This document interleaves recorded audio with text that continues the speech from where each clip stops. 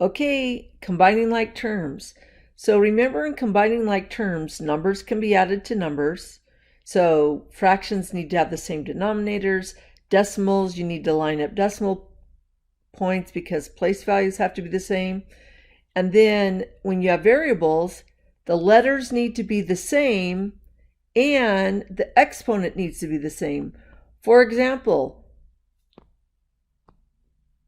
3x squared plus 4x squared, x squared and x squared are the same. So when you add 3x squared plus 4x squared, you get 7x squared. All right, but if you try to add 3x squared plus 4x cubed, those exponents are not the same, so they can't be added. All right, so let's practice 3 combined like terms. My guess is you'll have a distributive, so just be careful. -6 times -10, and then -6 times -2k, and then bring down that subtract 10k. Well, -6 times -10 is 60. -6 times -2k is positive 12k, and then bring down that subtract. Well, now you have k to the first and k to the first, so those two can be combined, so we end up with 60 plus 2k, and that's your final answer. Remember, when you're multiplying fractions, you just multiply denominator with denominator. So whatever this number is here, multiply it with this number here, and numerator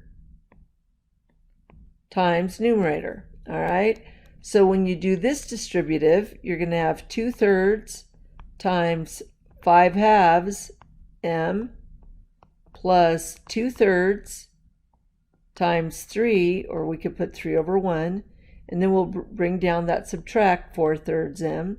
Well, the cool thing about multiplying fractions, when the denominators are diagonal, you can cross cancel. So those cancel and leave a 1 in its place. 2 divided 2 is 1. So now you just have 5 times 1 is 5, 3 times 1 is 3. So 5/3 m, the 3's cancel. So that leaves 2/1, which is 2 divided 1 is 2. And then you have a subtract 4/3 m. Well, now we can put the like terms. We can use the commutative property and move that over. And now those two are like, they can be combined. And then we still have that plus 2. So that's your final answer there.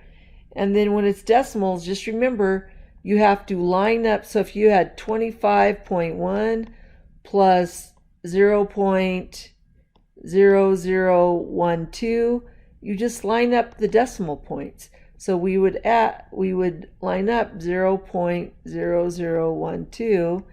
Now, because that is difficult to imagine, after the 1, you would just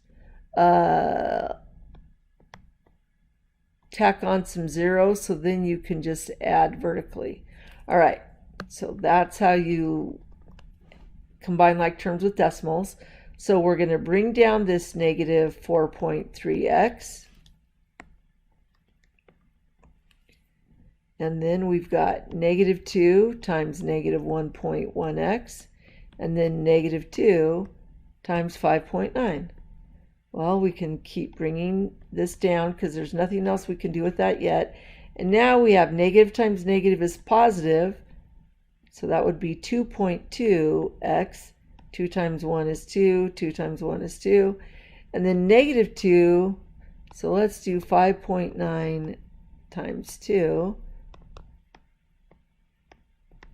And then you bring the decimal point over just one place.